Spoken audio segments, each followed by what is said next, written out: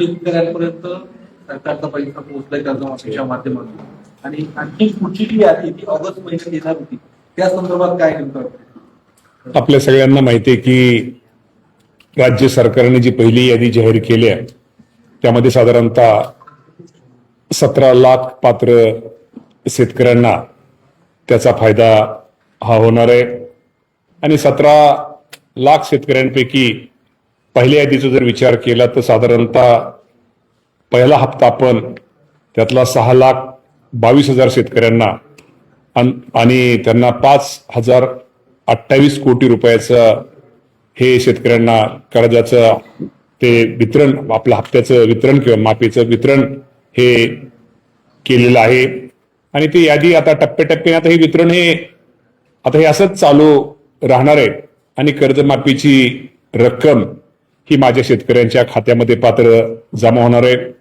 17 लाख शेतकऱ्यांपैकी आज जर आपण विचार केला तर साधारणतः आज अखेर साधारणतः 13 लाख शेतकऱ्यांनी केवायसीचं काम त्यांचं हे पूर्ण झालेलं आहे. त्यामुळे आता या 13 लाख शेतकऱ्यांना पहिल्या टप्प्यातल्या त्यात आता ह्याची अडचण, कर्ज आपल्या माफीची अडचण काय राहणार नाही. त्यांना ताबडतोब टप्प्याटप्प्याने ही कर्ज माफीची रक्कम मिळेल. आज आपण जर सगळ्यांचा जर विचार केला तर साधारणतः पहिल्या यादीतील ह्याच्यामध्ये साधारणतः माझ्या माहितीप्रमाणे जे शेतकरी इन्कम टॅक्स भरतात त्यांना त्या यादीतून आपण वगळलेलं आहे. आणि साधारणतः त्यांची संख्या पण मला वाटतं आपल्याकडं आलेली आहे. आणि मला वाटतं माझ्या माहितीप्रमाणे अपात्र शेतकरी म्हणजे इन्कम टॅक्स भरणारे आयकर शेतकरी साधारणतः 94,000 शेतकरी हे आयकर भरत असल्यामुळे ते शेतकरी कर्जमाफीसाठी अपात्र ठरलेले आहेत. आणि अन्य कारणामुळे साधारणतः 46,000 शेतकरी हे अपात्र ठरलेले आहेत.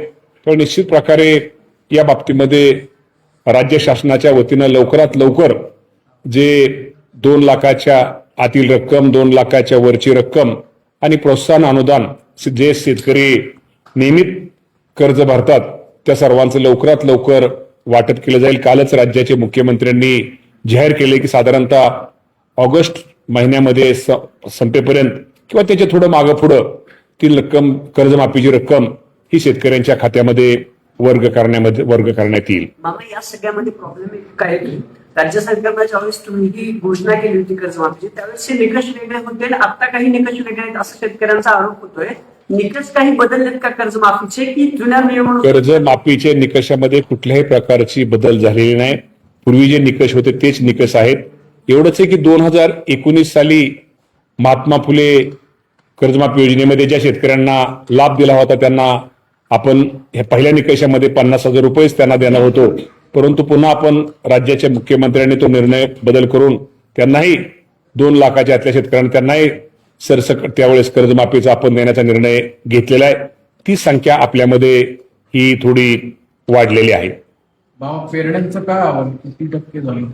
पेरण्यांच्या बाबतीमध्ये निश्चित प्रकारे आज अखेर आपल्या संपूर्ण राज्यामध्ये जर विचार केला तर साधारणतः 91% आपल्या जे आपलं उद्दिष्ट होतं त्या उद्दिष्टाप्रमाणे 91% क्षेत्रावरती आपली पेरणी ही झालेली आहे.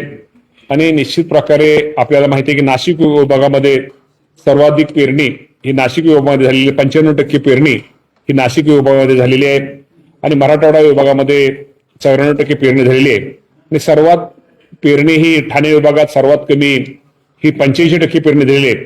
आणि विदर्भ विभागात सुद्धा साधारणतः 96% पेरणी झालेली आहे. अजूनही काही ठिकाणी पेरणीचं काम हे सुरू आहे.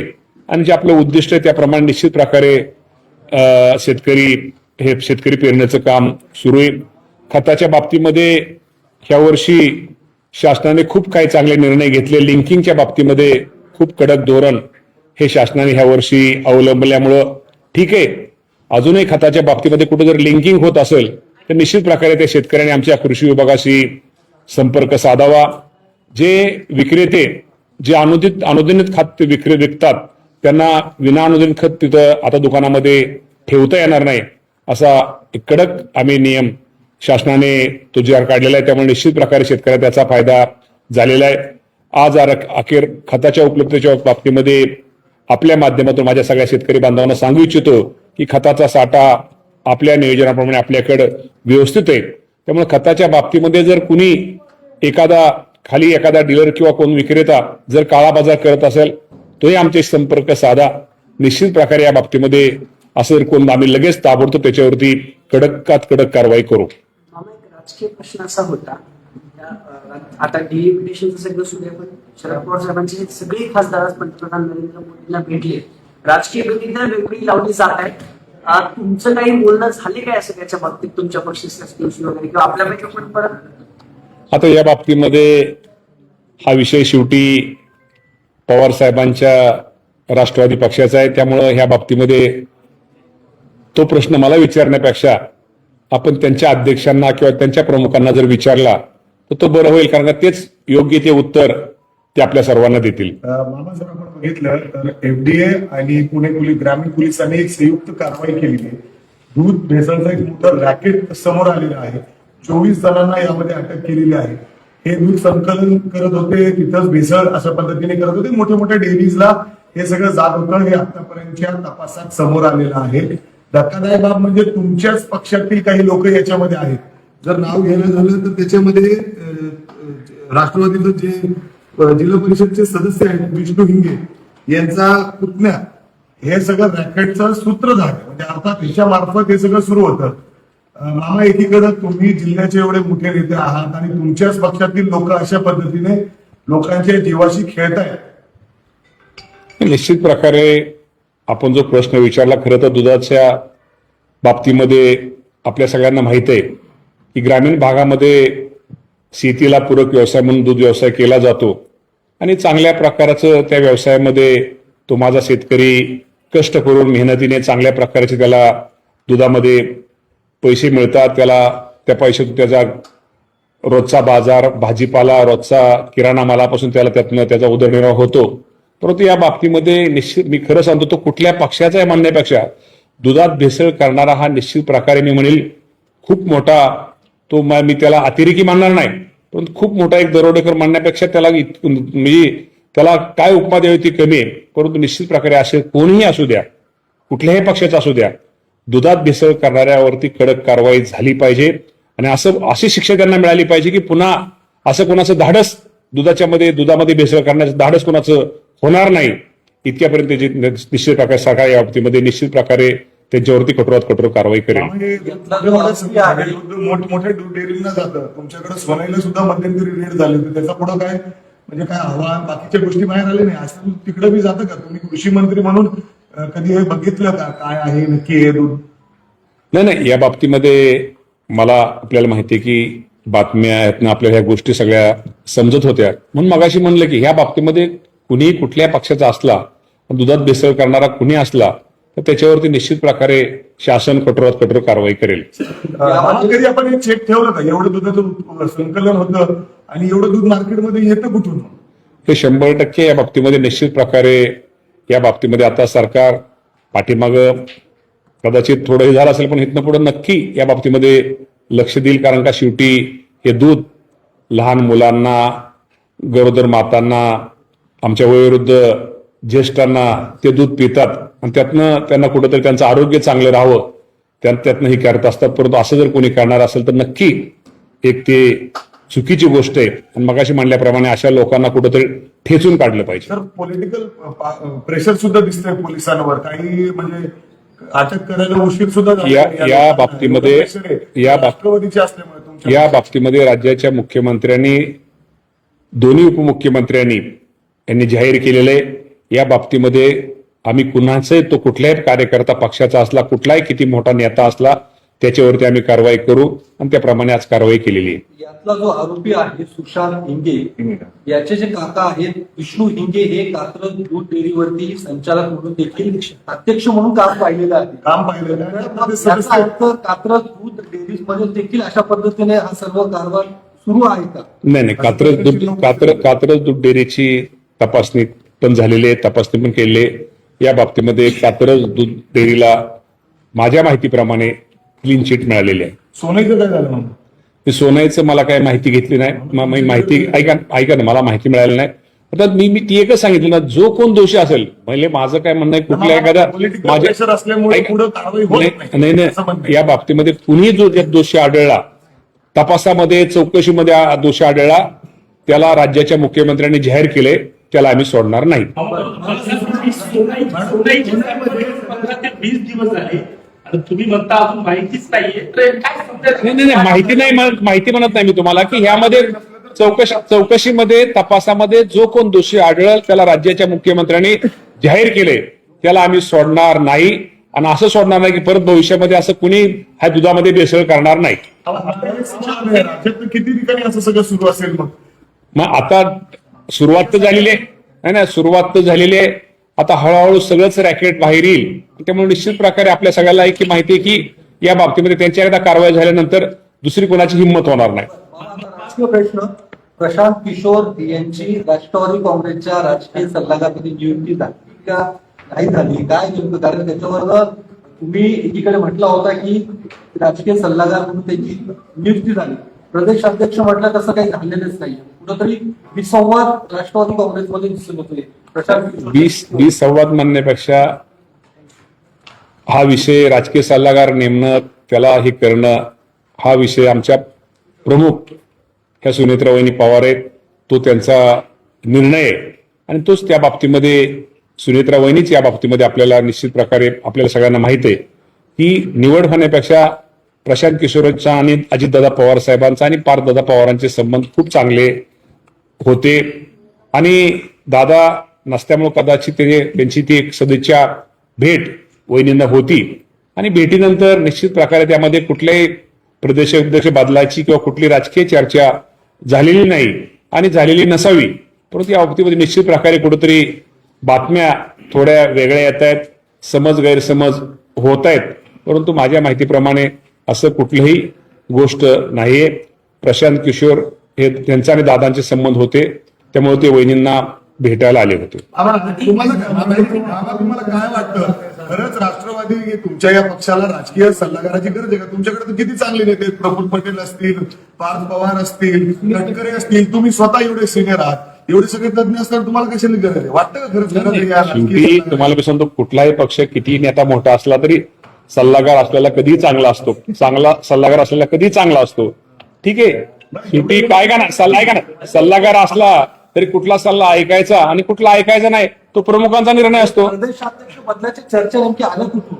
ज्या पद्धतीने मी तुम्हाला सांगतो, मी पुन्हा एकदा परत सांगतो, आमच्या सुनेत्रा वहिनी पवार प्रमुख आहेत, आमचे प्रदेशाध्यक्ष तटकरे साहेब आहेत, आमचे देशाचे नेते प्रफुल्लभाई आहेत, छगन भुजबळ साहेब आहेत. हे सगळे नेते राष्ट्रवादीचे आमचे भक्कम आहेत. ह्यांच्या सगळ्यांच्या नेतृत्वाखाली आणि सुनेत्रा वहिनी आमच्या प्रमुख आहेत, यांच्या मार्गदर्शनाखाली आमच्या पक्षाचं संघटन हे जोरात आहे. आणि ग्रामीण भागामध्ये निश्चित प्रकारे आजही या पक्षाची ताकद ही मोठी आहे. त्यामुळे कोण भेटला, कुणी काय सल्ला दिला किंवा कुठं समज गैरसमज असा झाला, असं कुठलंही आमच्या पक्षामध्ये कुठलंही बदलाचं किंवा कुठला विषय नाहीये. आणि आमचे संपूर्ण सगळे अधिकार हे सुनेत्रा वहिनी पवार यांना आहेत.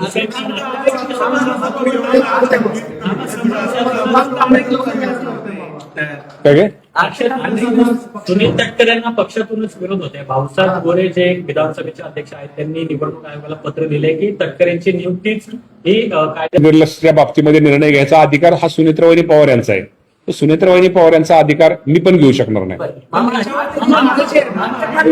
कायद्याचं भूमिका अजून दिसत आहे. राष्ट्रवादीकडे दादांकडे ते खातं होतं, वर्षानुवर्ष दादांनी खातं सांभाळलं, पण आता एवढे दिवस झाले पण त्या खात्याबद्दल अजून निर्णय येत नाही. राष्ट्रवादी अडून बसते, एकनाथ शिंदे विरोध करतात असं देखील कानावरती येत आहे. काय नेमकं या बाबतीमध्ये कोणाचा विरोध नसावा. राज्याच्या मुख्यमंत्र्यांनी जाहीर केलेलं आहे की या बाबतीमध्ये निश्चित प्रकारे शेवटी मुख्यमंत्री निर्णय घेताना शेवटी आपल्याला माहिती आहे की त्यांनाही किंवा प्रदेशाध्यक्ष नवीन द्यावा अशी मागणी केली जाते. या बाबतीमध्ये आता आम्ही सगळे आमदार आहोत. आमच्यात तर कसं कोणाचंच आता शेवटी आम्ही प्रमुख आहे, आम्ही जनतेमध्ये असतो, आम्ही ग्रामीण भागामध्ये असतो. असं मला आमच्यामध्ये कुठलाही आमदार कुठं बोलताना किंवा हे करताना तिथं ते दिसलेले नाहीयेत. त्यामुळे निश्चित प्रकारे आज आज आज ऐका ना, हा जो विषय आहे तो सुनेत्रा वहिनी पवार यांचा आहे आणि सुनेत्रावहिनी पवार जो निर्णय घेतील तो आम्हा सगळ्यांना मान्य असेल. मामा, उद्या पुण्यामध्ये तिरंगा रॅली होणार आहे, त्याला स्वतः राज्याचे मुख्यमंत्री असणार आहेत. तुम्ही बी जाणार का त्याच्यामध्ये, त्या तिरंगा रॅलीमध्ये? कारण तुम्ही अलीकडं इतर कार्यक्रमांमध्ये कमी तर भाजपच्या कार्यक्रमांमध्ये जास्त दिसता.